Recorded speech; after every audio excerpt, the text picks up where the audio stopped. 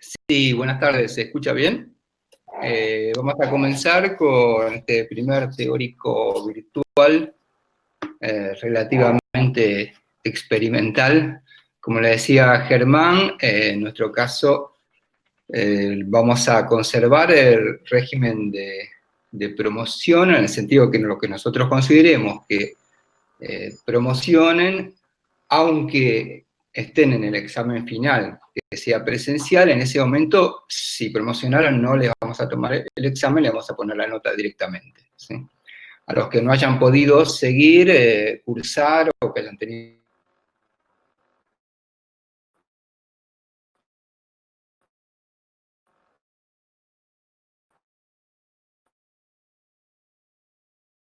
Se cortó de nuevo el sonido.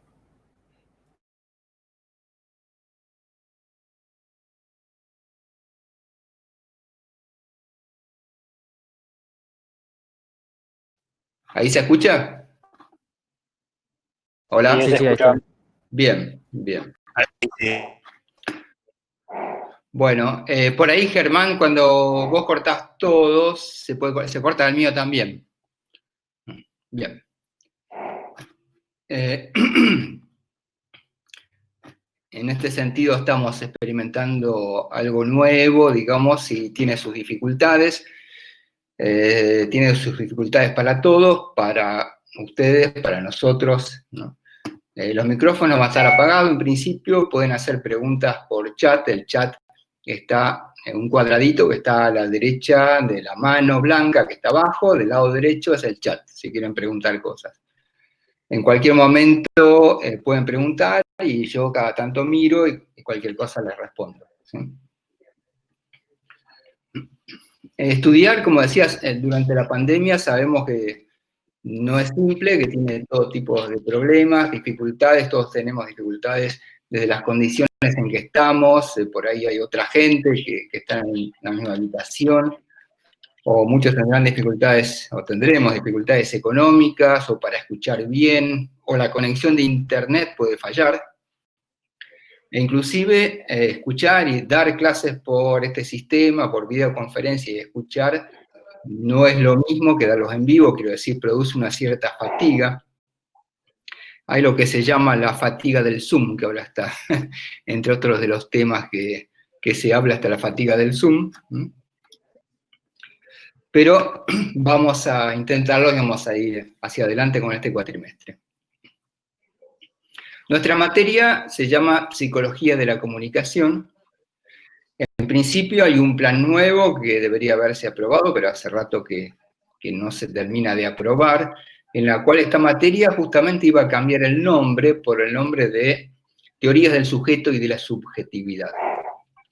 Esto un poco o habla de cuáles son los temas a los cuales se va a referir, ¿no? La idea de la materia y del programa, o el sentido de la materia, es incluir dentro del pensamiento sobre la comunicación un tema que nos parece particularmente central e importante para poder pensar esto que llamamos comunicación, que es lo que nosotros llamamos subjetividad. Ahora bien, la palabra subjetividad es un poco amplia, se puso de moda desde hace algún tiempo, hace unos 10 años, nosotros lo venimos trabajando hace mucho más tiempo atrás, pero en los últimos tiempos se habla de subjetividad quizás como un código, sin decir demasiado qué significa, es como esos códigos que los que estudian comunicación usan y que a veces uno no se pregunta demasiado qué quieren decir, ¿no? En una época, por ejemplo, en comunicación estaba de moda hablar de la construcción de sentido. Pero bueno, uno decía construcción de sentido, ¿qué quiere decir? ¿No? Es decir, puede decir cosas muy diferentes, ¿no? En nuestro caso, la idea de esto que llamamos subjetividad tiene que ver con un campo, un terreno de análisis de la comunicación que está vinculado al sentir, al afecto, a la sensibilidad, a las distintas formas en que se puede llamar todo aquello que nuestro querido y odiado Charles Sanders Peirce, en general odiado por un 95% de los estudiantes y querido por algunos, llamaba la primeridad, aquello que se siente, ¿no? Y creemos además que esto del sentir tiene mucho que ver o está muy vinculado justamente con la palabra sentido. No se puede interpretar el sentido de una comunicación sin incorporar un pensamiento sobre la sensibilidad y el sentir que le da contenido a esa comunicación. Dos palabras sobre la palabra comunicación. La palabra comunicación, que también es una especie de sentido común, de código que nombramos y que creemos que existe algo comunicación, es una palabra muy vieja, remonta de una palabra del latín que es moenia. Moenia designaba las murallas, los muros de una ciudad. De la palabra moenia se pasó a moenus y después a munus, de muro, relacionado con la idea del muro, cuyo sentido en principio era de la función que se ejercía al interior de los muros. Y de la misma raíz, comunicación, moenia, muro, viene la palabra municipalidad. Municipalidad sería lo que pasa adentro de esos muros en las ciudades medievales. Después, en el latín se le adjuntó el prefijo com para darle la idea de en común, o que pertenece a muchos, y de ahí viene comunicación, ¿no? El verbo después se empezó a construir el verbo comunicare, que quería decir poner en común, recibir en común, y finalmente hacia el fin del Imperio Romano se entró en relación con la idea de relación con alguien. Ya ese comunicare quería decir poner en relación con alguien. El término comunicación termina por reaparecer después hacia el fin del siglo XIII para designar estar juntos. En el siglo siguiente, en 1370, el filósofo y sabio Nicolás de Oresme, célebre por haber sido el preceptor del rey Carlos V, define finalmente un sentido del comunicar, de la comunicación, como la relación entre los hombres.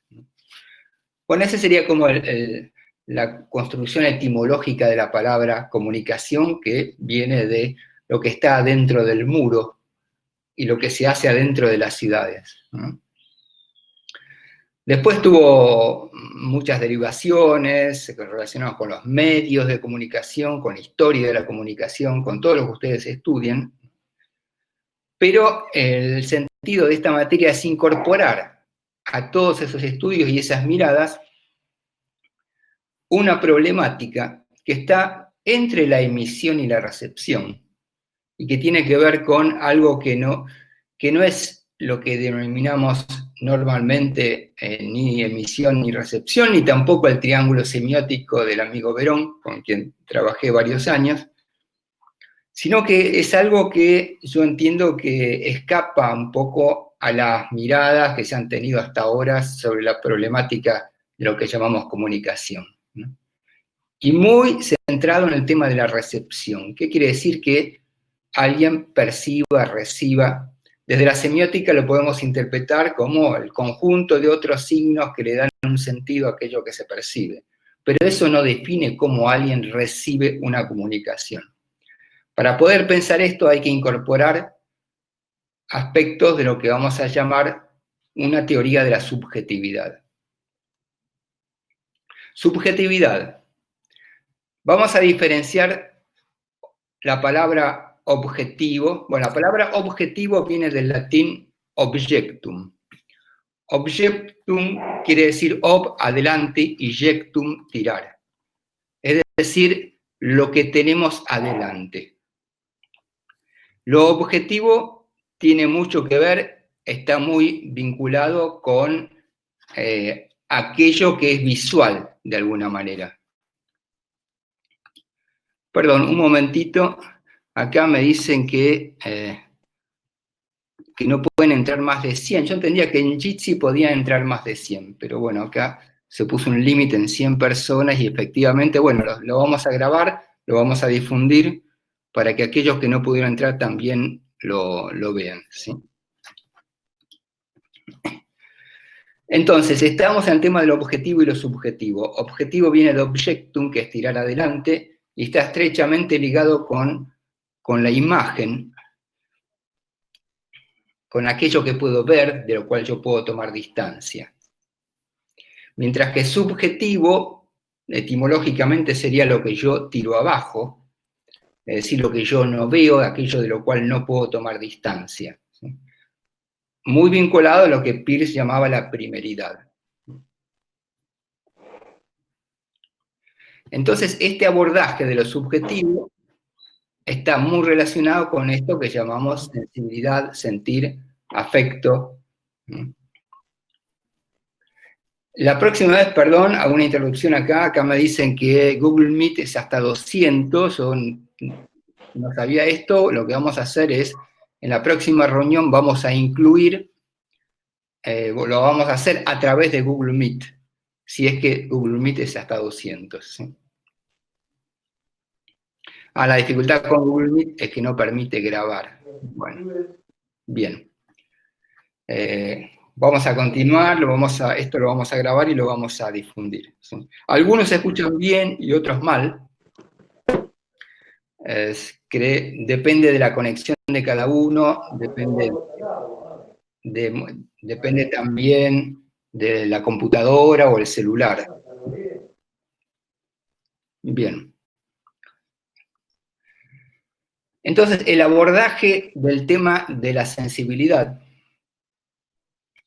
implica una serie de cambios en la manera de pensar la comunicación.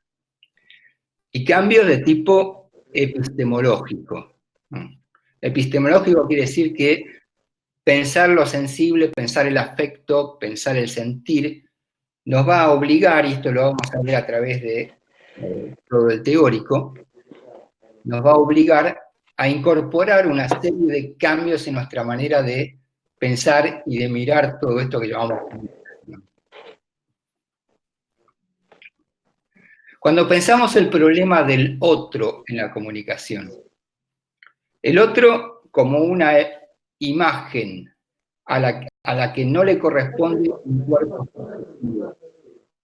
¿Qué quiere decir el otro como una imagen a la que no le corresponde un cuerpo subjetivo? El otro, yo tengo una imagen de otro, yo ahora no los veo, pero los puedo imaginar. Cuando estábamos dando clase, si los veía los cuerpos, veía las caras, ustedes me escuchaban, pero yo no puedo saber qué ustedes están sintiendo, qué es lo que a ustedes les pasa.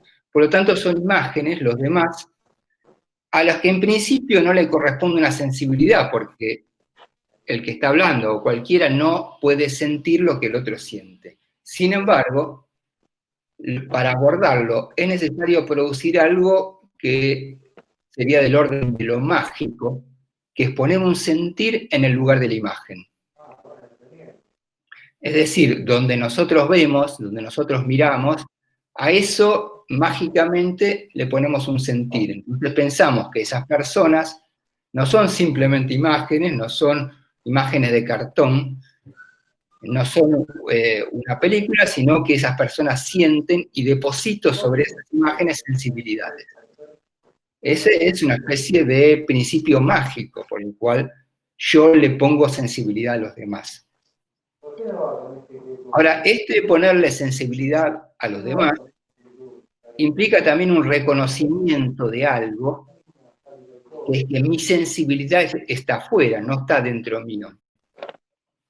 Eso no es muy racional, que yo no esté adentro mío, contradice las leyes de la lógica tradicional y de las ciencias tradicionales, ¿no? Entonces, a esa magia de la comunicación, que es ponerle nuestra sensibilidad a las imágenes que vemos, se le agrega una cierta comprensión, aunque sea inconsciente, en cierto momento que soy yo el que se la pongo. Allí nace la conciencia de sí y cierta conciencia paradójica que el otro está constituido en parte por uno mismo. Y que por esta razón, que yo lo invento, el otro también está siempre, el otro, realmente otro, está siempre más allá de nuestro alcance. Siempre hay una distancia entre el otro y nuestra construcción de la sensibilidad del otro. Cuando nosotros nos damos cuenta de esa distancia, por ejemplo, cuando el otro no hace lo que nosotros queremos que va a hacer, no funciona como debe funcionar, se produce un drama, la incomunicación. La incomunicación, que es una sensación de incomunicación, decía Bateson en uno de los pocos párrafos en los cuales Bateson habla con términos que se refieren a la sensibilidad. Es muy interesante el proceso que hace Bateson para pensar la comunicación. Supongo que en alguna materia estudiaron o van a estudiar Gregory Bateson. Decía que la incomunicación produce dolor, produce un drama. La percepción que finalmente yo le puse sensibilidad al otro, yo inventé un otro y que en realidad el otro era otro distinto al que yo pensaba, produce un cierto drama y la sensación de incomunicación. De la mezcla de la magia, de ponerle magia y ponerle sentimientos a imágenes, y del drama, que es de repente darme cuenta que esos sentimientos son inventados por mí, nacerían las ciencias del hombre y las ciencias de la comunicación. Es decir, con una parte sobrenatural, yo invento lo que el otro siente, y con una parte angustiosa o dramática.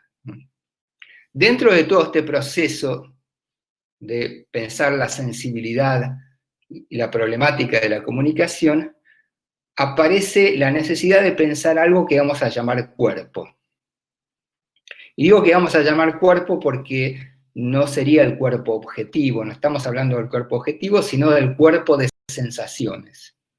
Es lo que algunos filósofos llamaron el cuerpo subjetivo, o lo que Verón en su interesante artículo, que quizás lo hayan leído, si no lo recomiendo leer, llamó el cuerpo reencontrado. Verón en el cuerpo reencontrado lo que quería decir es que como el fondo que construye la comunicación, la capa de sentido más profunda, tiene que ver con las lógicas del cuerpo, pero no del cuerpo físico, sino de la forma que funcionan las sensaciones corporales, ¿no? Que no funcionan ni por metáfora ni por representación, sino funcionan una después de otra, de manera indicial, diría Verón. Vamos a pensar y vamos a tratar durante todo el programa de la materia de cómo estas formas de sentir y de comunicar se construyen en sociedad y cómo esa capa básica de construcción del sentido que decía Verón, que tiene que ver con el cuerpo subjetivo, se construye en relación con el otro y se conforman culturas afectivas. Las culturas afectivas están vinculadas a la construcción de hábitos estéticos, formas de sentir, formas de interpretar a través de los sentimientos las cosas que pasan. Creemos, y esta es una de las investigaciones de la cátedra, que detrás de todo gran movimiento de opinión pública, por ejemplo, hay estos hábitos estéticos y estas culturas afectivas, que a veces son más determinantes que lo que llamamos ideas, que al revés, lo que llamamos ideas colectivas u opinión pública, están determinadas por movimientos más profundos, que son estos cambios en las maneras de sentir. Y estos cambios en las maneras de sentir se construyen en sociedad. Son como tempos de la música en nuestra forma de sentir el mundo. Los problemas de creación de sentido no tienen respuesta si no se piensa esto que la palabra indica, lo que se siente. La realidad, en este sentido, la realidad social, sería casi de naturaleza estética. Cuando digo estética, no quiero decir superficial, sino quiero decir que tiene que ver con el sentir. Yo hace muchos años que trabajo e investigo sobre temas de comunicación en distintos terrenos. He trabajado mucho en comunicación política, en otras épocas en comunicación de productos, comercial, y una de las conclusiones que uno saca a través de toda esa práctica para investigar y asesorar y tratar de ver cómo funcionan los discursos, por ejemplo, es que lo que hay que entender de fondo son estas culturas afectivas, estas maneras de sentir. Por ejemplo, si uno va a una provincia y quiere entender cómo se comunica, tiene que conocer los hábitos estéticos y afectivos de esa provincia. Y si uno quiere entender cómo cambia una sociedad, tiene que tener una mirada más o menos profunda de qué está evolucionando, qué está cambiando dentro de los sentimientos colectivos. Hay una pregunta que se hace muy seguido, es estas maneras de sentir colectivas que determinan la opinión pública, ¿son determinadas por los cambios en la realidad o no es tan mecánica esta relación? Porque hay veces que los cambios en la realidad, por ejemplo en la economía, en la política, en las formas de enfrentar la pandemia, por ejemplo, están determinados mucho más por la forma en que la gente está pensando las cosas de manera colectiva que al revés. Digamos, no es la economía que hace que la gente sienta, mucho menos una campaña publicitaria va a hacer que la gente sienta de una o de otra manera, sino que es al revés. Las buenas campañas publicitarias utilizan las cosas que la gente y la opinión pública ya está percibiendo y sintiendo. Sin esa percepción anterior, cualquier comunicación va a fracasar. De todo esto vamos a trabajar durante el cuatrimestre en la cátedra. Ahora les voy a comentar brevemente los puntos que vamos a ver en el programa, ¿sí? Que van a ser 8 puntos. El primer punto lo llamamos sujeto de la comunicación, que es un poco lo que estamos charlando ahora, digamos, ¿no? ¿A qué nos vamos a dedicar? En el segundo teórico vamos a hablar del imaginario occidental, de los límites del imaginario occidental. La idea básica es que Occidente construye una manera de pensar la subjetividad y el sujeto que dificulta, esa manera de pensar que construyó Occidente, dificulta incorporar esto de la sensibilidad en la mirada. Entonces acá vamos a ver cómo algunos grandes pensadores o constructores del imaginario occidental, y cuando nos referimos de occidental, de imaginario occidental, nos referimos a esas ideas comunes con que se construye Occidente, su manera de pensar qué es correcto, qué es incorrecto, qué es verdad, qué es mentira, qué es lo bueno y qué es lo malo, ¿sí? Exacto, el pensamiento, la filosofía. Y acá vamos a trabajar sobre algunos grandes pensadores, particularmente sobre 2, que tuvieron mucho que ver, en un caso Descartes, con todo el pensamiento occidental, y en otro caso de Marx.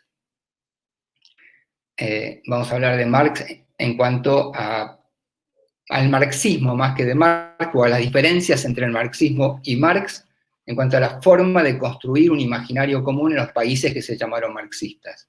Vamos a ver cómo en los 2 casos, en el caso de Descartes y en el caso de Marx, hay puntos oscuros, hay cosas que tanto Marx como Descartes en su momento dijeron y que no pueden ser rescatados, ni por el racionalismo cartesiano, llamado cartesiano, ni por el marxismo llamado marxista.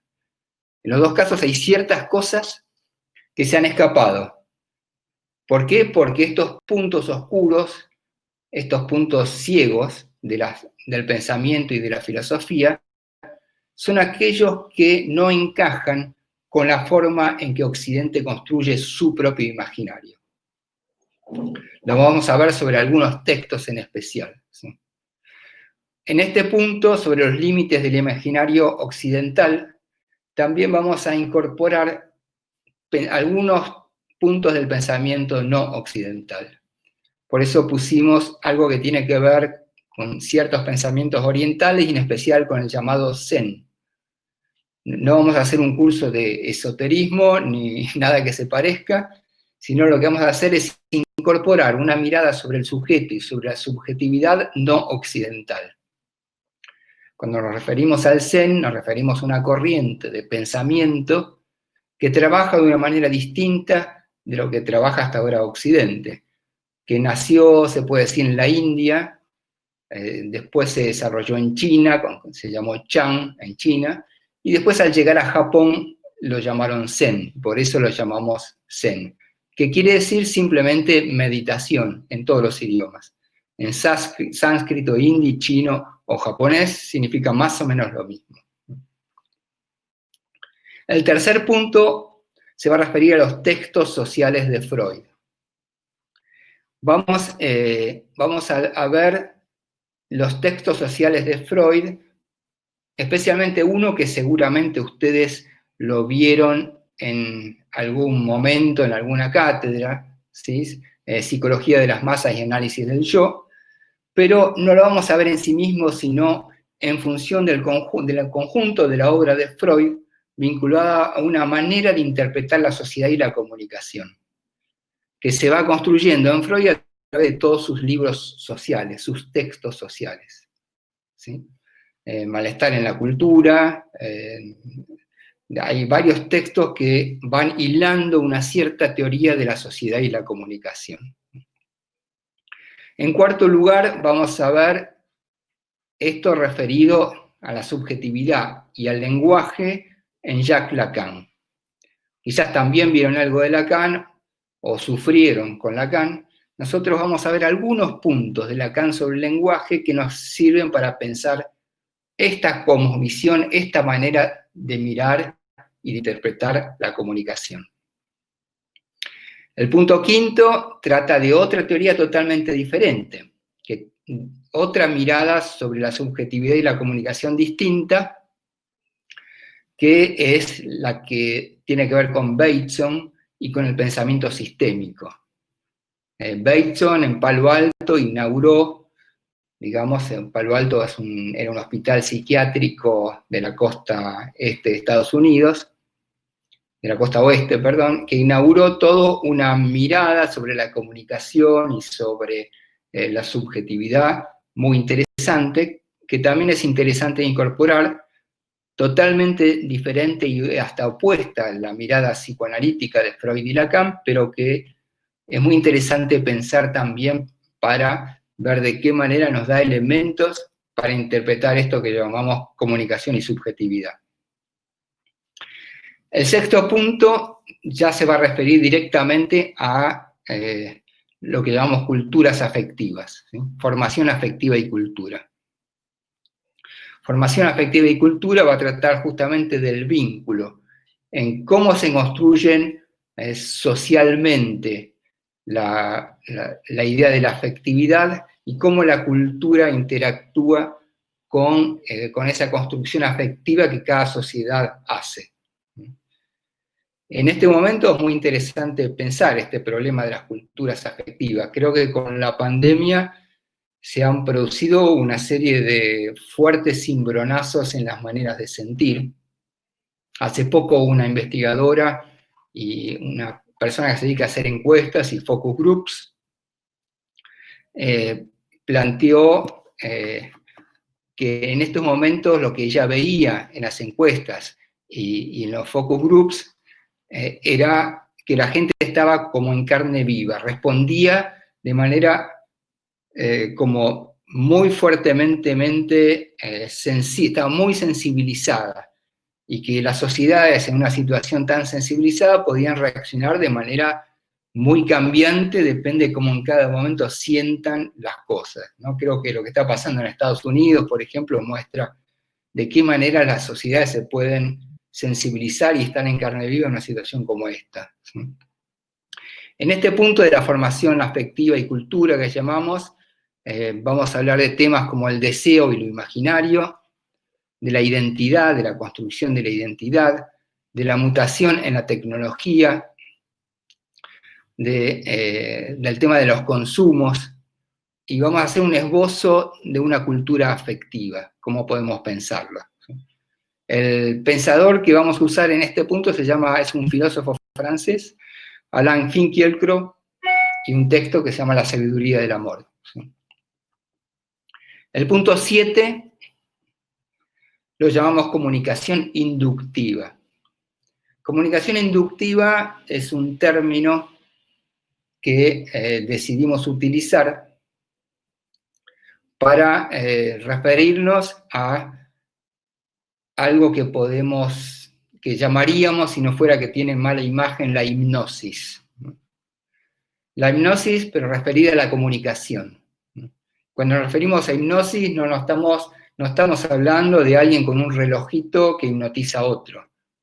Estamos hablando de, por ejemplo, un aparato cuadrado o rectangular que está enfrente nuestro y que pasa cosas de colores y que después de 1 o 2 horas de mirarlo nos produce cambios profundos en las maneras de sentir. Se hicieron estudios sobre la televisión en una época y descubrieron que el tipo de ondas cerebrales que provocan una persona mirando televisión es muy similar al tipo de ondas cerebrales de una persona en estado de hipnosis. Entonces, cuando nos referimos a comunicación inductiva, no estamos hablando de la hipnosis tradicional, sino cómo funcionarían aspectos de la hipnosis en la comunicación social.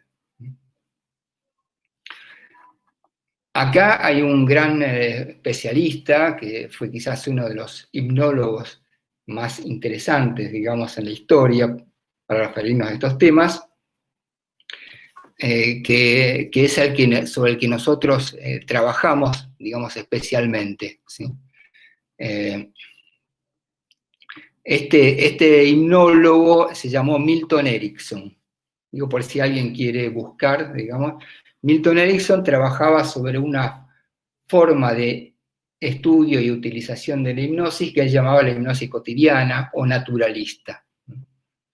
Es decir, la utilización y la comprensión de qué manera los estados de trance cotidianos modifican y transforman nuestra manera de sentir. Por ejemplo, un discurso político, funciona cuando en los que lo escuchan provoca cierto tipo de sensaciones. Algunas sensaciones a las cuales Freud ya hablaba que estaban muy cercanas a los procesos de la hipnosis, ¿no? De sentirse todos uno, por ejemplo, de concentrarse en las palabras, ¿no? La hipnosis naturalista sería algo así como, si yo les estoy hablando ahora y ustedes intentan no escucharme, no hay forma que no me escuchen. Por más que me estén mirando y digan, no lo voy a escuchar, salvo se tapen los oídos, me siguen escuchando. Sin embargo, ustedes se ponen a leer un texto acá adelante y en cuanto se concentren en la lectura, dejan de escuchar. Eso es una de las formas se llama sordera hipnótica. Lo produce cada persona en la concentración o concentrándose sobre algo. Después de comunicación inductiva, que será el punto 7, pasamos al último punto sobre el cual vamos a trabajar en la cátedra, que es quizá la aplicación de todo esto que estuvimos viendo, de una cierta interpretación de las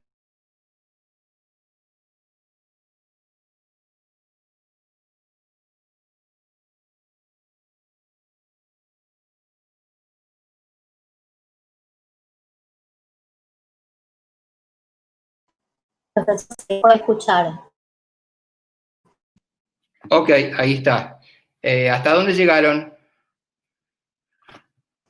Ahora sí, no, se había cortado ponerle 5 minutitos. Bien. Hasta el punto 8, cuando empezaste a explicar, Bien. ahí se cortó. Bien, muchas gracias. El punto 8, que sería el último que trabajaríamos, es la aplicación de todo esto que estuvimos viendo durante el cuatrimestre.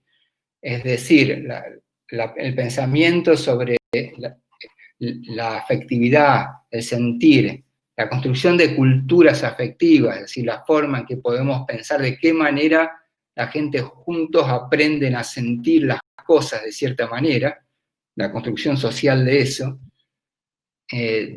la comprensión de la parte sensible de la comunicación y cómo funciona en cada momento y con respecto a cada situación, aplicado al momento actual de la pandemia.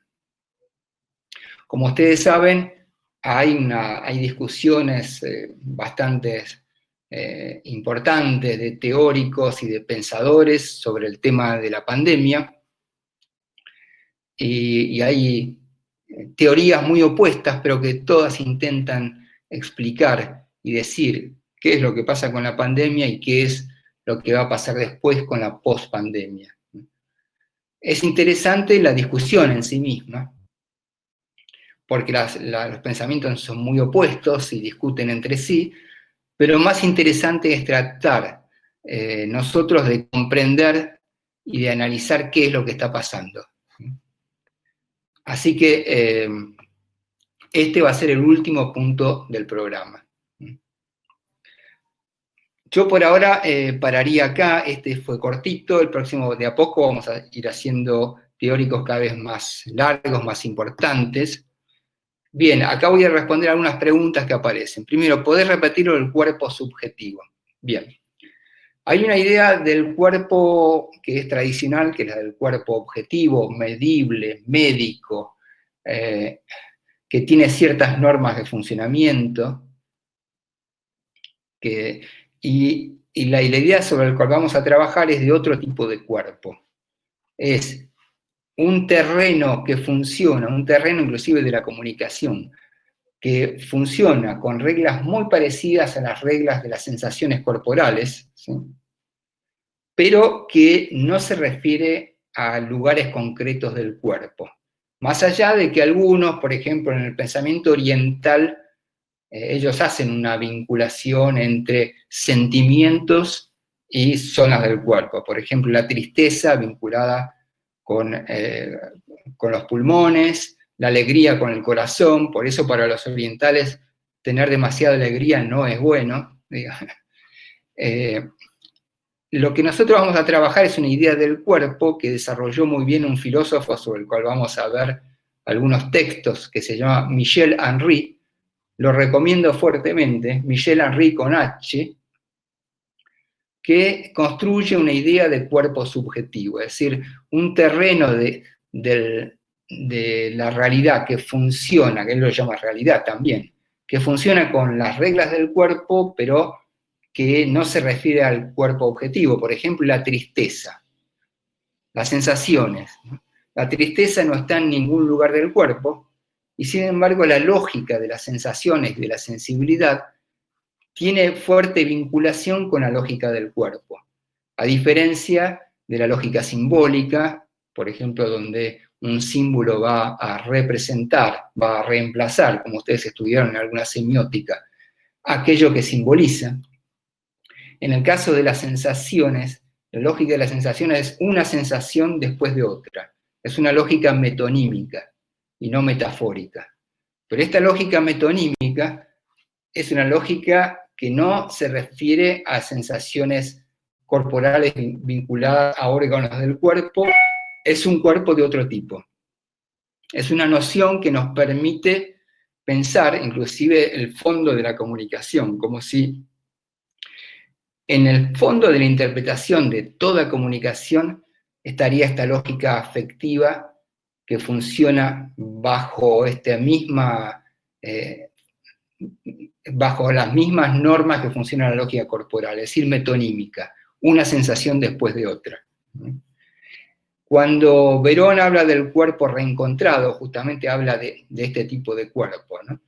Dice, un poco, se lo sintetizo de manera un poco demasiado simple, dice, bueno, al principio el bebé cuando nace siente una sensación después de otra.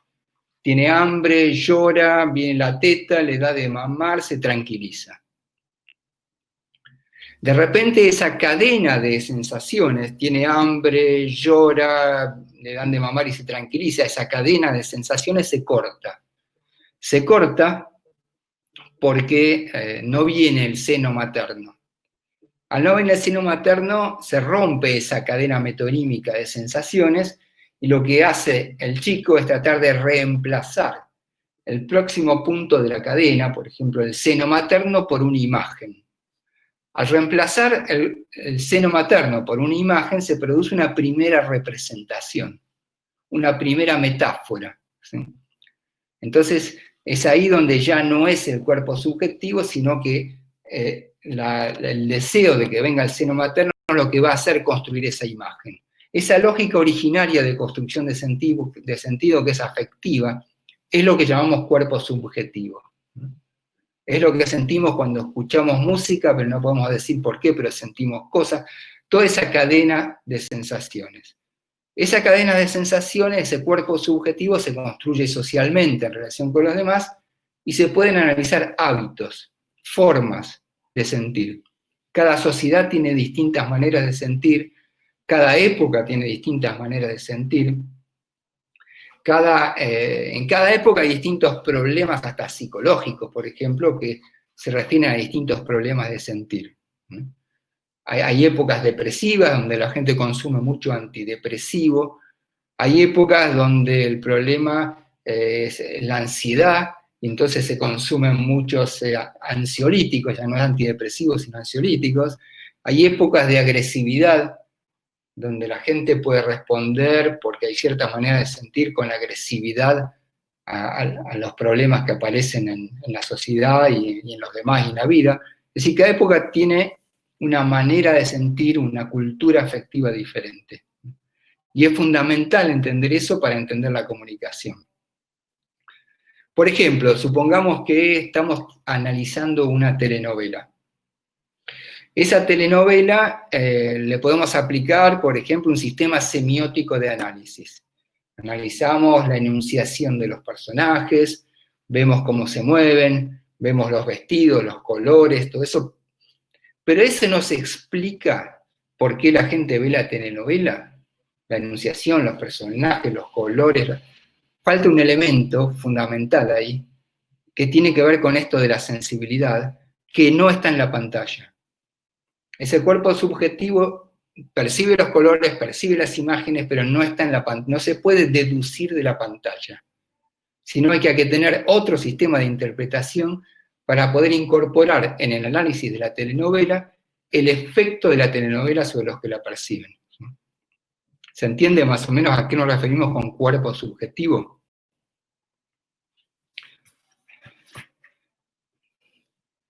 Bien, ¿alguna otra pregunta sobre todo lo que estuvimos hablando? Quizás preguntaron algo antes y se me pasó, porque tengo que revisar todo lo que se dijo, pero...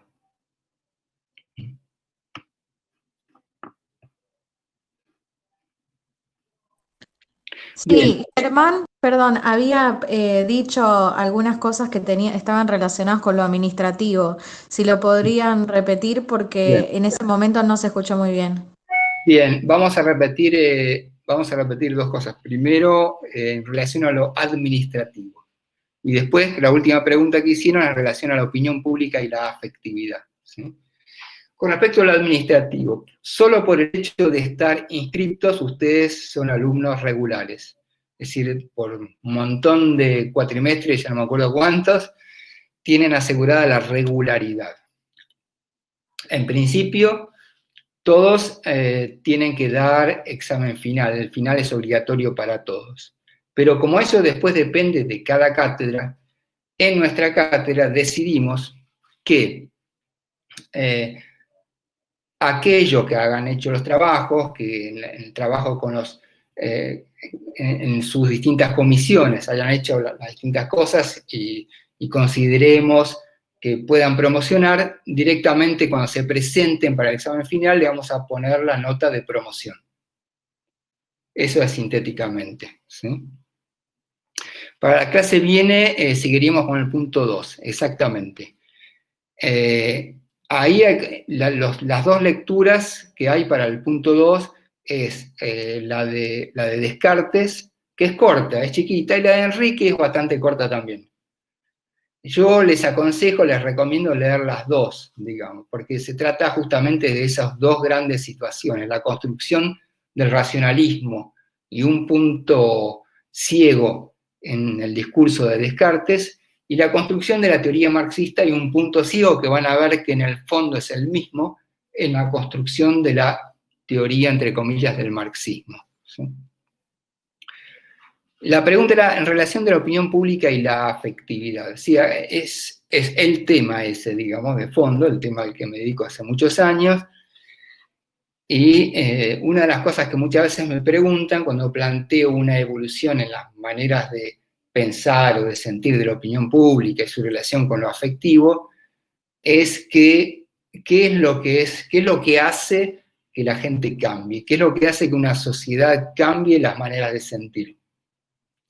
Y acá hay un punto muy importante, y es que, en mi opinión, y eso es fruto de mucha investigación, pero se puede tener cualquier otra opinión también, las maneras de sentir colectivas tienen una evolución propia, que tiene cierta independencia de lo que pase, pero no es al revés. Lo que pase es dependiente muchas veces de la forma en que la gente lo siente. Quiero decir, no es lo mismo una crisis económica donde la gente percibe, siente ciertas cosas, que en la misma crisis económica cuando la gente percibe otras.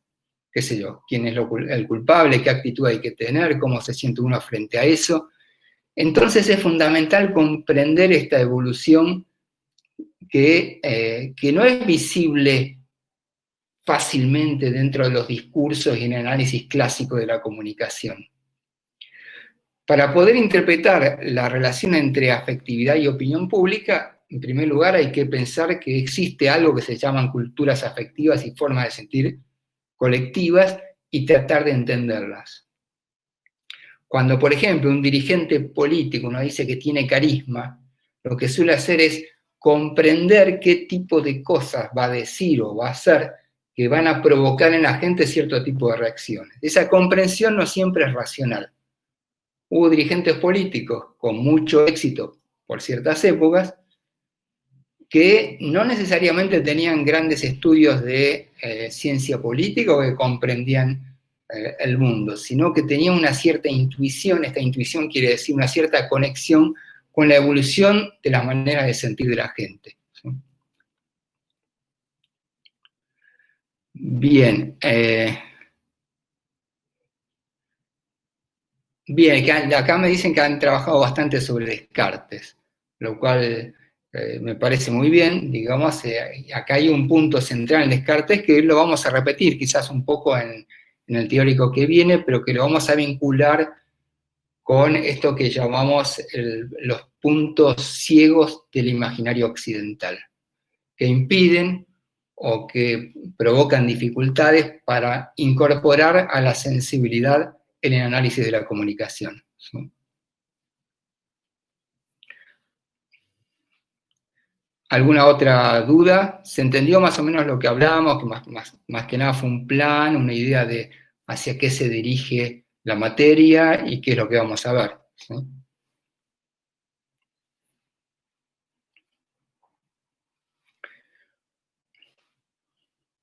Bueno, les agradezco mucho de haber estado, de haber soportado las condiciones difíciles de este tipo de enseñanza y de aprendizaje.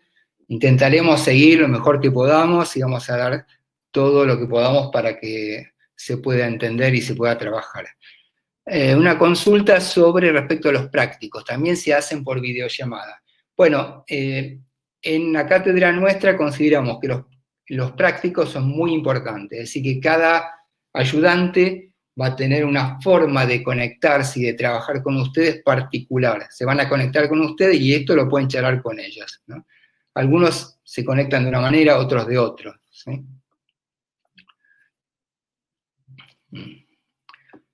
¿Qué más le caso al texto de Descartes? Lo que van a tener que entregar sobre el texto de Descartes, trabájenlo por favor con los ayudantes, ¿sí? Esta charla va a estar grabada, así que vamos a ver de qué manera ponerla a disposición de todos ustedes por cualquier duda, ¿sí? Bueno, muchas gracias a todos y si no hay ninguna pregunta más, quedamos acá. Chao chicos, cuídense, nos vemos el próximo lunes. Gracias. Gracias a vos. Chao.